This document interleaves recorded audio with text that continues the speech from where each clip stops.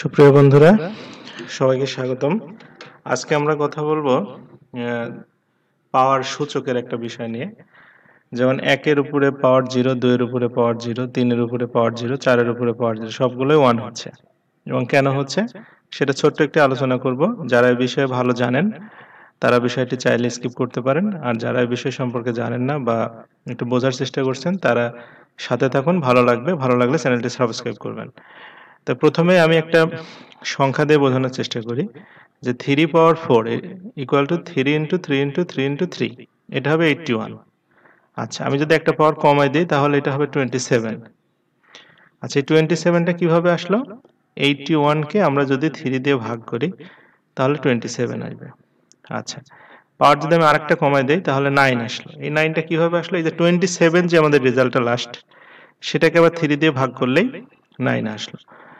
আবার 3 পাওয়ার 1 যেটা শুধু 3, সেই 3টা কোথায় আসলো, কিভাবে আসলো? আমাদের লাস্ট যে 9টা আছে সেই 9কে আমরা হচ্ছে 3 দিয়ে ভাগ করব। আচ্ছা, তাহলে এইবারই তো আমাদের 3 পাওয়ার 0 আসছে। 3 পাওয়ার 0 কিভাবে আসবে? তাহলে ডেফিনেটলি 3 কে 3 দিয়ে ভাগ করলে যেটা আসবে সেটাই 3 পাওয়ার 0 এর মান হবে। তাই 3 পাওয়ার 0 এর মান তাহলে হবে 1। আমি যদি আরো নিচে যাই তাহলে 3 পাওয়ার -1 এর মান কি হবে? এই যে 1 লাস্টে আসলো সেটাকে 3 দিয়ে ভাগ করতে হবে।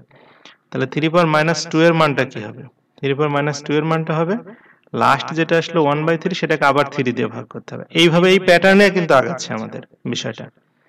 আচ্ছা, তাহলে আমরা একটা জিনিস এখানে দেখলাম 3 পাওয়ার 0 ইকুয়াল টু 1 হতে পারে। শুধু 3 না, 1 2 3 4 5 6 7 যে কোনো সংখ্যার জন্যই যে কেন 0 হয় সেটা আমরা এবার সূত্রের সাহায্যে একটু দেখার চেষ্টা করব।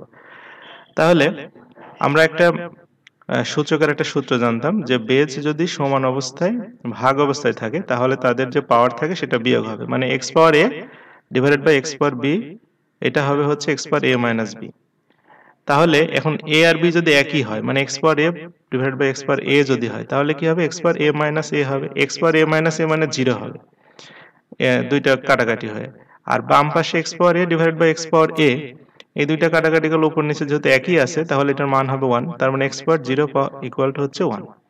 তার মানে আমাদের বোঝা গেল x পাওয়ার 0 সমান সমান যদি 1 হয় তাহলে x এর মান যে কোনো সংখ্যা যদি আমরা বসাই, 1 পাওয়ার 0, 2 পাওয়ার 0, 3 পাওয়ার 0, যাই বসাই না কেন সেটার মান হয়ে যাবে হচ্ছে 1। তো সুপ্রিয় বন্ধুরা, ছোট্ট একটি ভিডিও ছিল। সবাইকে এতক্ষণ ধৈর্য ধরে দেখার জন্য ধন্যবাদ। আর ভবিষ্যতে সাথে পাবো এই আশা রেখে শেষ করছি।